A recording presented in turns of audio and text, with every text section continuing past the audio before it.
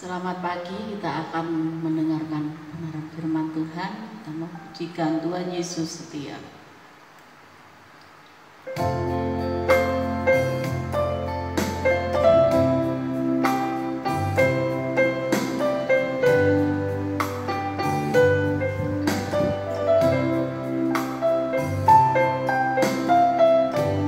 Tuhan Yesus setia.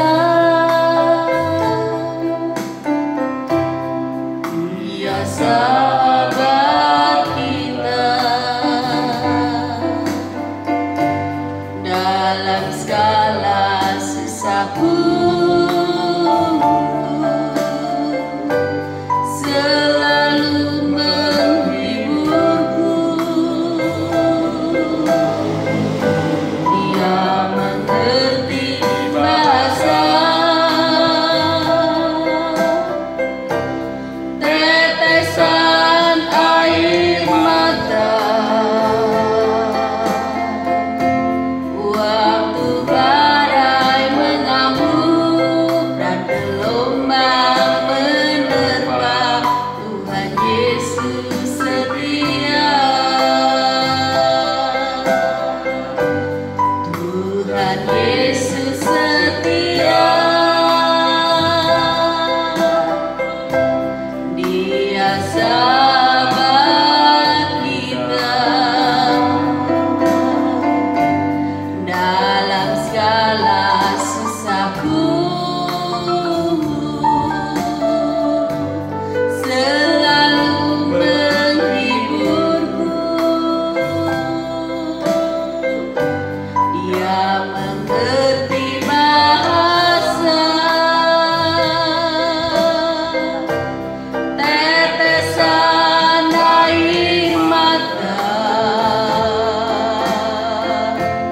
waktu badai mengamuk dan gelombang menerpa.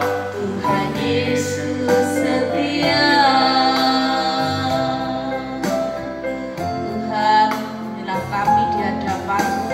Kami bersyukur kepada Engkau karena Engkau memberkati kami hari ini. Sungguh Tuhan, kami butuh Engkau dalam hidup ini. Karenanya kami bersama-sama mau merenungkan dan menerima kebenaran firman-Mu. Buat kami mengerti, memahami Tuhan akan firman-Mu, dan buat kami untuk hidup dalam ketaatan kepada Engkau. Terpuji nama-Mu kekal selamanya. Kami sambut kebenaran firman-Mu dalam nama Tuhan Yesus. Haleluya. Amin. Shalom saudara-saudara kasih Tuhan, hari ini kita akan kembali belajar bersama-sama firman Tuhan yang akan saya ambil dari Matius 17 ayat 19 sampai ayat yang ke-21. Kita akan baca ayat per ayat. Kemudian murid-murid Yesus datang, dan ketika mereka sendirian dengan Dia, bertanyalah mereka, "Mengapa kami tidak dapat mengusir setan itu?" Puji nama Tuhan. Saudara kasih Tuhan, berdasarkan, ini ayat 19 dulu saya baca, berdasarkan konteks dari ayat ini, mengusir setan yang dimaksud oleh para murid-murid itu adalah mujizat kesembuhan dari orang yang sakit ayam, itu ya. Nah, perlu dipahami dan seringkali saya ajarkan kepada setiap kita bahwa mujizat dalam kekristenan itu lebih berbicara kepada perubahan hidup. Dengan demikian, pertanyaan murid pada zaman dahulu mengenai mengapa tidak dapat mengusir setan itu dapat ditarik garis untuk murid pada zaman sekarang ini, yaitu hampir sama pertanyaannya, yaitu mengapa ada begitu banyak orang Kristen yang tidak mengalami perubahan hidup dalam kehidupan kekristenannya. Mungkin kira-kira seperti itu ya, kalau kita bisa menyamakan antara pertanyaan murid pada zaman dahulu dan pertanyaan murid Kristus pada zaman sekarang ini. Kalau pertanyaan dulu adalah mengapa tidak dapat mengusir setan, pertanyaan sekarang adalah mengapa, ya berkaitan dengan mujizat yang adalah perubahan hidup itu. Maka pertanyaan murid sekarang adalah mengapa ada begitu banyak orang Kristen yang tidak mengalami perubahan hidup. Saya kasih Tuhan, perubahan hidup itu adalah keputusan kita. Sekali lagi, perubahan hidup itu adalah keputusan kita. Itu sebabnya ketika saudara mendengar firman Tuhan hari ini, maka saudara harus mengambil keputusan untuk berubah hidup saudara. Sehingga apa yang akan kita pelajari, yaitu mengenai perubahan hidup ini, akan bermanfaat bagi setiap kita. Amin. Baik, bagaimana kita dapat mengalami perubahan hidup, itu yang akan kita bahas bersama-sama hari ini. Yang pertama, untuk dapat mengalami perubahan hidup, kita harus memiliki iman. Ayat yang ke-20, Matius 17 ayat yang ke-20, ia berkata kepada mereka, Yesus berkata pada para murid-muridnya itu, karena kamu kurang percaya, sebab aku berkata kepadamu, sesungguhnya sekiranya kamu mempunyai iman sebesar biji sesawi saja, kamu dapat berkata kepada gunung ini, pindah dari tempat ini ke sana, maka gunung ini akan pindah dan takkan ada yang mustahil bagimu. Yang pertama adalah memiliki iman. Iman yang harus dimiliki oleh orang Kristen adalah iman yang hidup, yaitu iman yang lahir dari mendengar firman Tuhan. Kita tahu ayatnya itu dalam Roma pasal yang ke-10 ayat yang ke-17. Iman yang lahir dari mendengar firman Tuhan, ya. Dan iman yang lahir dari firman Tuhan itu, mendengar firman Tuhan itu harus dihidupkan melalui perbuatan kita, yaitu melakukan firman Tuhan. Itu pun ada ayatnya, saudara. Yakobus 2 ayat yang ke-26. Sebab iman tanpa perbuatan itu pada hakikatnya adalah iman yang mati. Nah, saudara kasih Tuhan, dengan demikian maka mendengar firman dan melakukan firman itu menjadi bagian yang sangat penting dalam iman kekristenan, ya. Kenapa? Karena iman yang seperti inilah, sekali lagi, iman yang seperti inilah yang bisa menghasilkan perubahan hidup. Katakan amin. Ya, perubahan hidup, sudah kasih Tuhan, itu bisa menghasilkan kemustahilan. Kita melihat kalimat takkan ada yang mustahil bagimu. Ya, kalau hidup kita ini berubah, sekali lagi perubahan hidup itu tadi adalah keputusan kita. Kalau kita memutuskan untuk berubah, maka orang lain akan terheran-heran dengan perubahan hidup kita. Kita sering mendengar, saya kasih Tuhan, mungkin penilaian seseorang terhadap hamba Tuhan. Wah, hamba Tuhan si A itu dulu hidupnya itu bobrok, tidak karu-karuan, dia perokok, pejudi dan lain sebagainya. Tiba-tiba dia berubah hidupnya. Nah, apa yang terjadi dengan seorang hamba Tuhan ini? Karena dia mendengar firman dan dia melakukan firman, bahkan dia mengambil keputusan yang penting untuk melayani Tuhan. Terjadi perubahan yang hidup oleh karena memiliki iman yang benar, yaitu iman yang hidup. Nah, saudara kasih Tuhan, ini yang pertama, ya, memiliki iman untuk sebuah perubahan hidup kekristenan kita. Kita harus memiliki iman yang benar, yaitu iman yang lahir dari mendengar firman Tuhan dan dihidupkan dengan perbuatan kita, yaitu melakukan firman Tuhan. Sekarang yang kedua, bagaimana kita dapat mengalami perubahan hidup? Yang kedua, ayat yang ke-21 bagian A, jenis ini tidak dapat diusir kecuali dengan berdoa dan berpuasa. Yang kedua adalah berdoa, nanti yang ketiga berpuasa. Baik, kita bahas yang kedua dulu, yaitu mengenai berdoa. Jadi orang Kristen yang mengalami perubahan hidup adalah orang Kristen yang berdoa. Katakan amin. Puji Tuhan. Nah, orang Kristen itu harus selalu berdoa. Dalam 1 Tesalonika 5 ayat yang ke-17, tetaplah berdoa. Dalam terjemahan-terjemahan lain, berdoalah senantiasa. Terjemahan lain lagi, terjemahan lama khususnya, ya, berdoalah dengan tiada berkeputusan. Artinya terus-menerus berdoa. Dan ditegaskan oleh Yesus dalam Lukas 18 ayat yang pertama mengenai perumpamaan seorang hakim yang lalim itu. Kalau saudara melihat dalam Lukas 18 ayat yang ke-1, itu perumpamaan itu dipakai oleh Yesus untuk menegaskan bahwa para murid-murid, para pengikutnya itu harus tidak jemu-jemu berdoa. Sekarang masalahnya, saudara kasih Tuhan, masalahnya adalah salah berdoa itu sama dengan tidak berdoa. Jadi sekalipun saudara mungkin berdoa terus, tapi kalau saudara salah berdoa, maka itu di mata Tuhan kita ini belum berdoa atau bahkan tidak berdoa. Ayo kita baca ayatnya dalam Yakobus pasal yang keempat.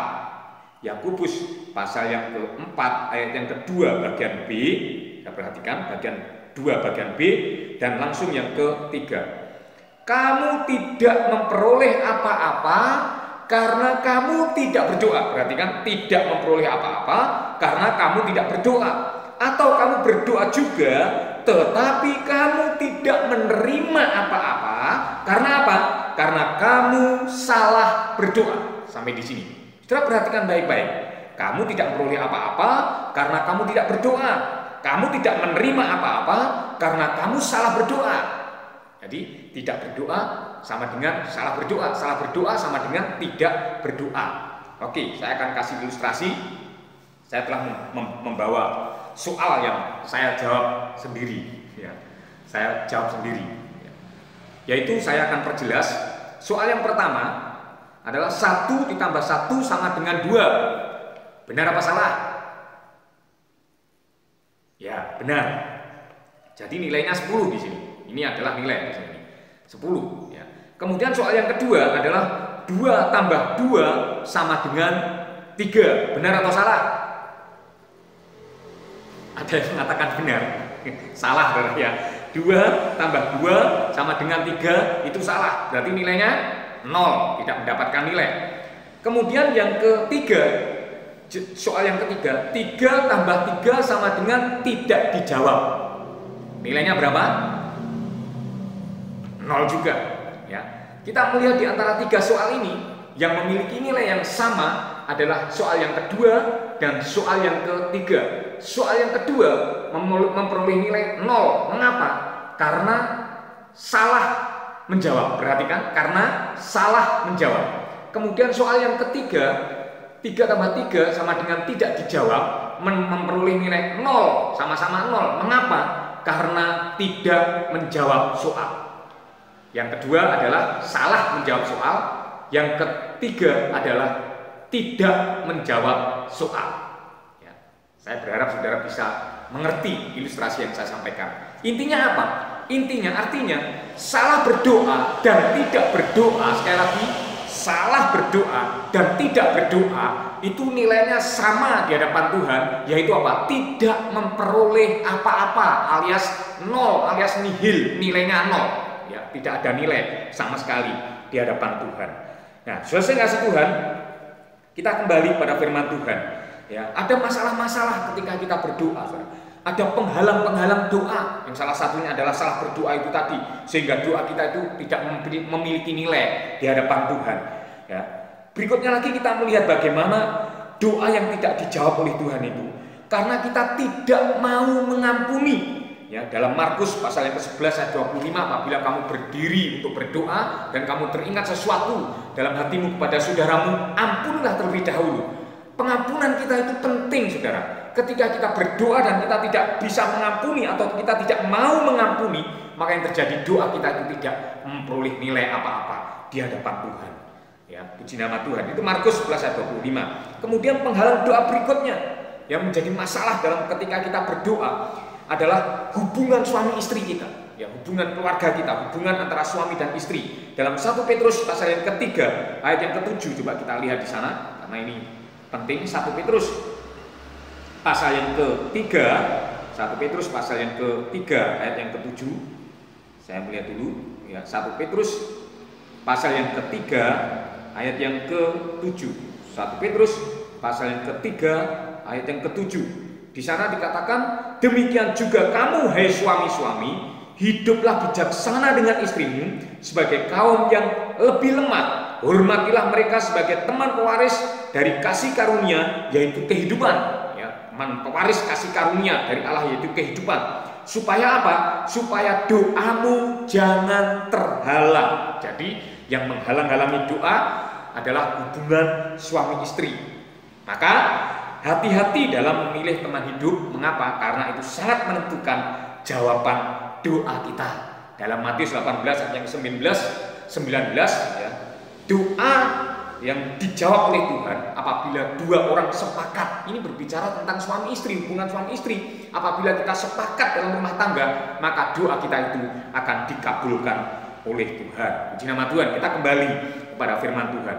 Orang yang senantiasa berdoa, sekali lagi orang Kristen yang senantiasa berdoa, yang selalu berdoa, ya, itu akan mengalami perubahan hidup. Mengapa? Sebab orang yang terus-menerus berdoa, doa itu akan menjadi gaya hidup, dan itu akan menjadi bukan lagi menjadi doa, tetapi menjadi pergaulan, sebuah pergaulan yang akrab dengan Tuhan, bergaul dengan Tuhan.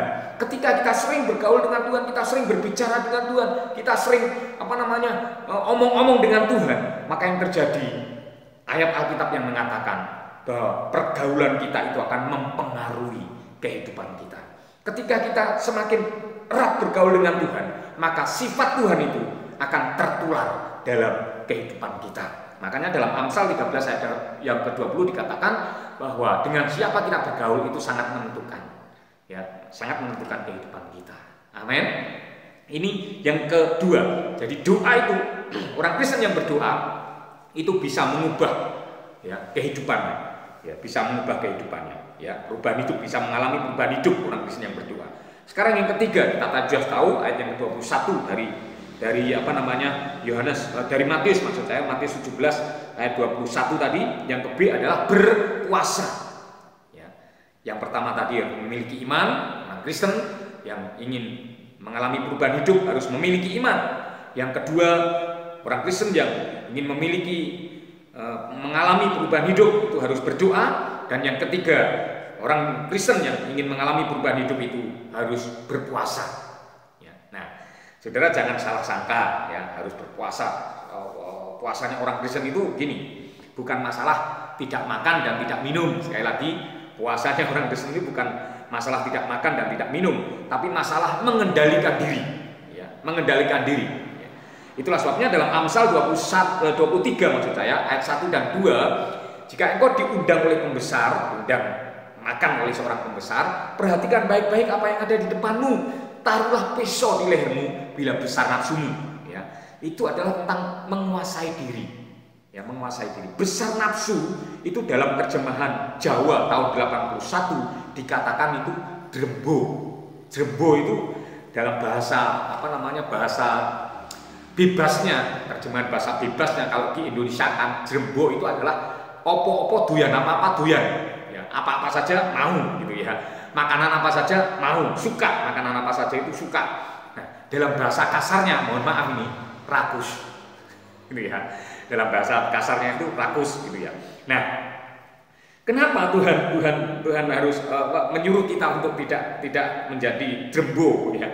Taruh pisau di lehermu kalau drembo, ya, kalau kita menjadi orang yang rakus itu tadi. Karena dampaknya rakus itu sendiri sangat jelek, saudara. Kita melihat dalam Bilangan 11 ayat yang ke-4 sampai ayat yang ke-6. Ya, ini dampak yang pertama, dampak daripada orang yang tidak bisa menguasai diri. Bilangan 11 ayat yang ke-4, ya, tidak dapat mengendalikan diri, alias apa tadi? Drembo, alias rakus itu tadi. Ya, mari kita melihat dampak yang pertama adalah menggerutu, ya, menggerutu. Orang yang rakus, orang yang drembo itu menggerutu, ya, cenderung menggerutu. Bilangan 11 ayat yang ke-4, orang-orang bajingan yang ada di antara mereka kemasukan nafsu rakus, perhatikan. Dan orang Israel pun menangislah pula serta berkata, siapakah yang akan memberi kita makan daging? Saudara perhatikan baik-baik. Kita teringat pada ikan yang kita makan di Mesir dengan tidak bayar apa-apa, kepada mentimun, pada semangka, bawang pre, bawang merah, bawang putih, dan lain sebagainya. Ayat yang kelima, tetapi sekarang kita kurus kering, ya, kurus kering. Kurus kering seperti siapa ini, ya? Haleluya. Puji nama Tuhan, di tempat kita tidak ada yang kurus kering, ya. Tidak ada sesuatu apapun kecuali mana ini saja yang kita lihat. Nah, sudah saya kasih Tuhan, ya, kita kembali pada pembahasan. Orang yang rakus itu cenderung menggerutu. Ini dampak negatifnya. Ini hal yang tidak baik, ya. Menggerutu. Jadi wis kulino makan enak begitu, tiba-tiba lawit tempe atau lawit kerupuk begitu kita menggerutu. Dino kerupuk, minum tempe, karena apa? Karena suka makan, gitu, ya. Drembo itu tadi, ya, suka makan, gitu, ya. Jadi menggerutu itu dampak yang pertama. Selanjutnya lagi, ketika kita itu menjadi orang yang rakus, saudara, menjadi orang yang drembo itu tadi dalam bahasa Jawanya, maka, ya, dikatakan dalam Ibrani 12 ayat yang ke-16, ya, dalam bahasanya Ibrani itu orang yang drembo, orang yang rakus itu orang yang memiliki nafsu yang rendah, gitu, ya. Apa dampaknya? Menjual hak kesulungan, seperti Esau ini memiliki nafsu yang rendah, ya, drembo, rakus itu tadi. Maka yang terjadi, dia rela menjual hak kesulungannya hanya untuk sepiring makanan. Sudah tahu, padahal kalau kita melihat, ya, kalau kita makan saja, ya, apalagi kalau, ya, seperti saya ini Ya, kalau nggak makan berapa waktu gitu aja, wah perutnya terasa lapar sekali gitu ya. Jadi kalau kita makan, makanan kita itu hanya bertahan paling lama itu 5 jam sampai 6 jam, kita sudah lapar lagi. Tahu apa yang saya maksud, saudara? Yang saya maksud adalah bahwa makanan yang kita makan itu, sekali lagi, itu hanya bersifat sementara. Kenyangnya pun hanya sementara. Kalau hanya untuk hal yang sementara ini kita rela menjual hak kesulungan kita, itu kebangetan, saudara. Sekali lagi, itu kebangetan. Tetapi ya, itulah yang seringkali terjadi dalam kehidupan kekristenan kita, ya. Tanpa sadar kita menjual hak kesulungan hanya untuk apa? Hanya untuk memuaskan nafsu kita yang rendah kita. Nah, itulah sebabnya saudara kasih Tuhan, kita kembali kepada firman Tuhan. Padahal kalau kita makan, kita tidak untung apa-apa, kata Rasul Paulus katakan dalam 1 Korintus 8 ayat yang ke-8. Dan apabila kita tidak makan pun, kita tidak rugi apa-apa, ya. Kita tidak rugi apa-apa. Nah, itulah sebabnya saudara kasih Tuhan, mari kita belajar menjadi orang yang berpuasa dalam pengertian orang yang dapat mengendalikan diri kita. Bukan hanya soal makan dan minum. Orang Kristen yang mengendalikan dirinya itu bukan soal makan dan minum, tetapi juga soal menguasai dirinya dalam soal kebiasaan sehari-hari, kebiasaan kita. Mengapa? Karena makan itu ya bisa jadi diterjemahkan secara rohani, makanan kita itu adalah kebiasaan kita sehari-hari, kebiasaan yang kita lakukan sehari-hari. Dengan demikian, saudara kasih Tuhan, mengendalikan diri itu juga berbicara tentang mengendalikan hawa nafsu kita, kemarahan kita, ya. Keinginan-keinginan yang tidak berkenan di hadapan Tuhan itu pun juga harus kita kendalikan, ya. Nah, kalau kita berpuasa dalam pengertian yang dapat mengendalikan diri seperti ini, maka saya jamin kekristenan saudara akan mengalami perubahan dalam kehidupan kita. Amin. Kita akan mengalami perubahan hidup. Ya, orang yang mengendalikan diri itu akan mengalami perubahan hidup. Sebab apa? Sebab hidupnya akan dikendalikan oleh kehendak Tuhan. Amin.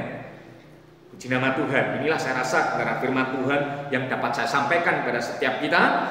Bagi orang-orang Kristen yang ingin mengalami perubahan hidup, yang pertama sebagaimana yang dikatakan oleh Tuhan dalam Matius 17:19-21, yang pertama memiliki iman, ya, memiliki iman.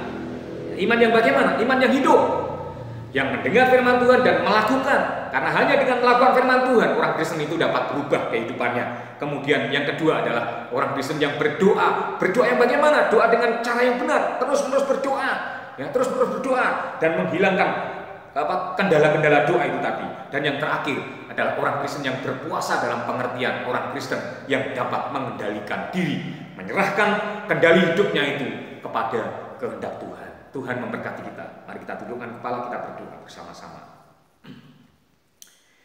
Haleluya, haleluya. Terima kasih Bapa Surgawi, kami mengucap syukur atas kebenaran firman-Mu hari ini. Kami rindu setiap kami orang Kristen mengalami mujizat yang luar biasa yang Tuhan ingin kami alami, yaitu mujizat perubahan hidup. Itu sebabnya tolonglah kami Tuhan agar kami menjadi orang Kristen yang bukan hanya sekedar percaya kepadamu, tetapi kami benar-benar memanifestasikan percaya kami itu melalui perbuatan kami sehari-hari. Dan tolonglah kami supaya kami menjadi orang Kristen yang selalu berdoa, karena doa itu adalah nafas kehidupan kami, nafas rohani kami. Sehingga dengan demikian rohani kami menjadi roh yang hidup dan kami mengalami perubahan yang hidup. Dan tolonglah kami juga Tuhan supaya kami, haleluya, memiliki pengendalian diri yang kuat. Sehingga dengan demikian Tuhan, haleluya, kami benar-benar mengalami perubahan hidup dalam kehidupan kami, karena kami menyerahkan kendali diri kami itu kepada kehendak Tuhan. Terima kasih Bapa Surgawi, hamba-Mu telah berhenti menyampaikan kebenaran firman-Mu, tetapi mari Roh Kudus menjadi bagian-Mu untuk menanamkan kebenaran firman-Mu itu dalam lubuk hati kami masing-masing, sehingga benar-benar firman-Mu itu bisa mengubah kehidupan kami. Terima kasih Tuhan, terima kasih, terpuji-puji nama-Mu. Kekal selama-lamanya kami akan melanjutkan ibadah kami. Tuhan terus pimpin sampai kepada paripurnanya nanti. Di dalam nama Tuhan Yesus Kristus kami berdoa dan kami ucap syukur. Amin. Selanjutnya saya serahkan kepada pemimpin ujian. Puji Tuhan, kita akan berdoa syafaat, kita naikkan pujian Yesus jawaban dalam iman.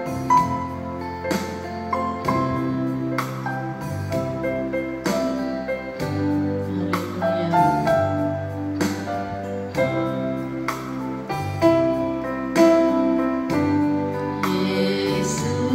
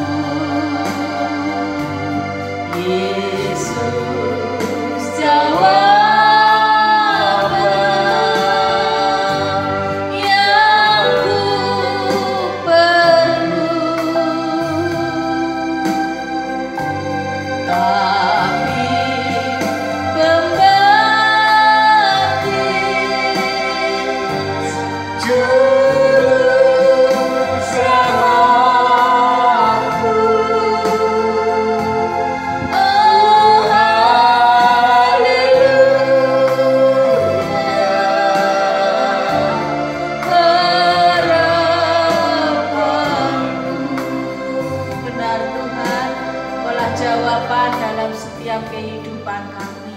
Engkaulah harapan kami satu-satunya dan sumber pertolongan kami Tuhan. Karenanya kami bersama-sama ya Tuhan menghadap hadirat-Mu, menyerahkan seluruh kehidupan kami, pergumulan kami Tuhan, bersama-sama kami serahkan untuk bangsa negara kami.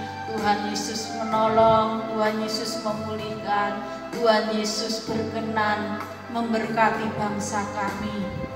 Engkau Tuhan memulihkan negara kami. Engkau Tuhan yang akan mengentaskan seluruh Tuhan masalah yang ada di bangsa kami. Terlebih Tuhan virus yang sedang melanda seluruh bumi ini. Berkenanlah Tuhan, Engkau mengangkatnya dari bumi ini, dari bangsa kami Tuhan. Engkau berkenan memberkati Tuhan para pemimpin negara kami, Bapak Presiden Tuhan, wakilnya, stafnya, menteri-menterinya ya Tuhan, gubernur, bupati, camat, Tuhan, wali kota, lurah, RT, RW Tuhan, ke dalam tangan-Mu kami serahkan, supaya Tuhan memberkati para pemimpin kami, aparat keamanan juga Tuhan, TNI, Polri, Tuhan memberkati, Tuhan pulihkan bangsa kami Tuhan, kirimkanlah vaksin dari surga, sehingga bangsa kami bahkan seluruh bumi ini Tuhan terbebas dari corona.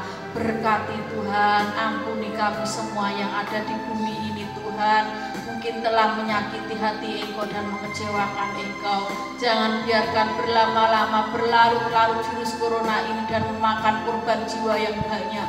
Berkenanlah ya Tuhan, Engkau memberkati dan memulihkan, berkati tenaga medis Tuhan, supaya Tuhan memakai beliau semua, melindungi beliau semuanya ya Tuhan.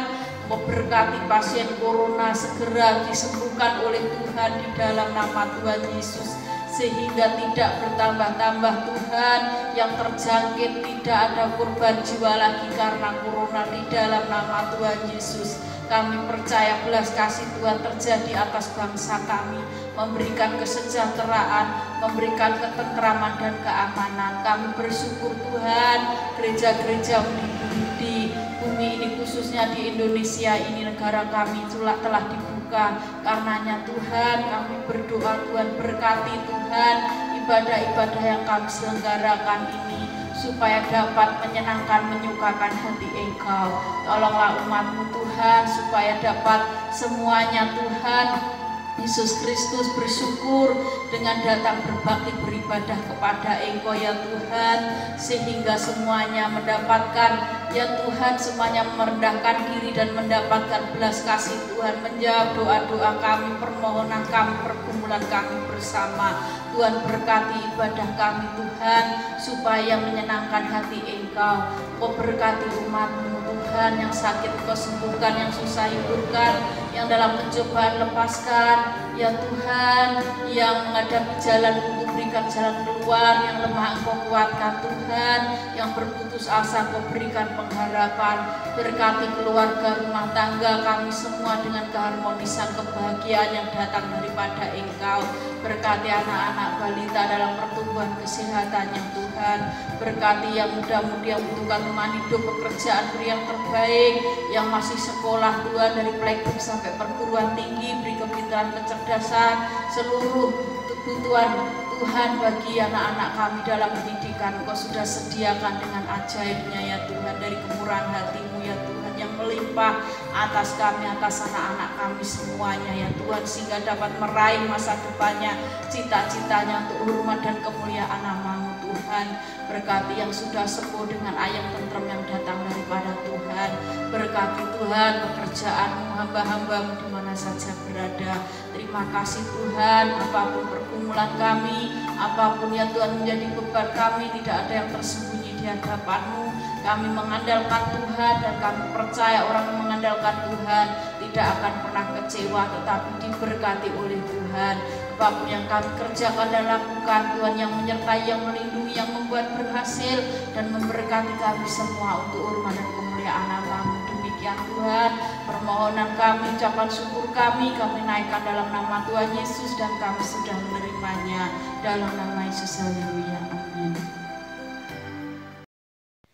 Saya jemput Bapak Ibu sidang jemaat, kami berdiri bersama-sama, kita tetap tinggal di dalam hadirat Tuhan. Kita akan segera mengakhiri ibadah kita di dalam doa. Bapa surgawi, kami mengucap syukur kepadamu dari awal pertengahan hingga akhirnya ibadah kami dipimpin, disertai, dihadiri oleh Tuhan. Kami yakin, kami percaya kehadiran-Mu akan bawa berkat bagi tiap-tiap kami. Apapun yang telah kami perbuat dalam sepanjang ibadah hari ini Tuhan, berkenanlah Engkau menerimanya menjadi persembahan yang harum di hadapan Tuhan. Dan Tuhan memberkati setiap umat-Mu yang telah melakukan ibadah hari ini. Terima kasih Tuhan, terima kasih. Dalam tangan-Mu kami menyerahkan ibadah kami ini. Di dalam nama Tuhan Yesus Kristus kami berdoa dan kami mengucap syukur. Saudara kasih, kita akan berdoa sesuai doa yang diajarkan Yesus kepada kita. Karena itu berdoalah demikian. Bapa kami yang di surga, dikuduskanlah nama-Mu, datanglah kerajaan-Mu, jadilah kehendak-Mu di bumi seperti di surga. Berikanlah kami pada hari ini makanan kami yang secukupnya, dan ampunilah kami akan kesalahan kami, seperti kami juga mengampuni orang yang bersalah pada kami. Dan janganlah membawa kami dalam pencobaan, tapi lepaskanlah kami dari yang jahat, karena Engkaulah yang punya kerajaan dan kuasa dan kemuliaan sampai selama-lamanya. Saudara kasih, mari angkat tanganmu, buka di hadapan Tuhan. Terimalah dan nikmati segala berkat-berkat Tuhan, yaitu berkat damai sejahtera, berkat sukacita, berkat kebahagiaan, keberhasilan yang mengalir membanjir dari tahta Allah Bapa surgawi kita, yang senantiasa mengasihi dan mencintai kita, bahkan menebus kita dengan kuat kuasa darah Anak Tunggal Yesus Kristus, serta berkat persekutuan, berkat kekuatan, berkat kesehatan yang dijamin oleh Roh Kudus-Nya, kiranya senantiasa ada dalam kehidupan kita, menyertai kita, bahkan mengubah kehidupan kita hari ini, bahkan sampai selama-lamanya. Di dalam nama Tuhan Yesus Kristus kami kembalikan pekerjaan yang kudus dengan mantap yang diberkati, berkata amin. Selamat hari Minggu, Tuhan memberkati kita semua.